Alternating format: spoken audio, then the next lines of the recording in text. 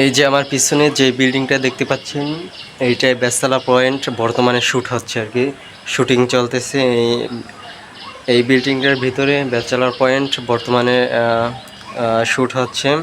এই বিল্ডিংটার ছাদে আজকে রাতে ব্যাচেলার পয়েন্ট শ্যুট করবে হাবু ভাই, তারপর কাবিলা ভাই, তারপর সবাই আছে শুটিং সেটে আর কি। ওই জায়গায় বর্তমানে ওই উপরের তলায় বর্তমানে শুটিং চলতেছে।